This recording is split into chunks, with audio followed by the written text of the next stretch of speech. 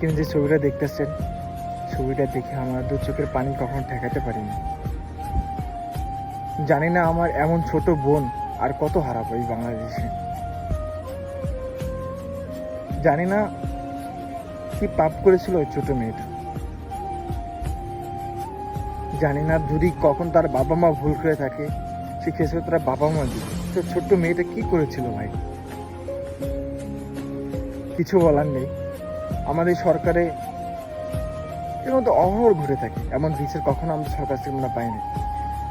আশা করি ভিডিওটা আমাদের সরকারের মধ্যে পৌঁছে যাবে, যে যেমন পানে ভিডিওটা শেয়ার করে সরকার কাছে পৌঁছিয়ে দিন।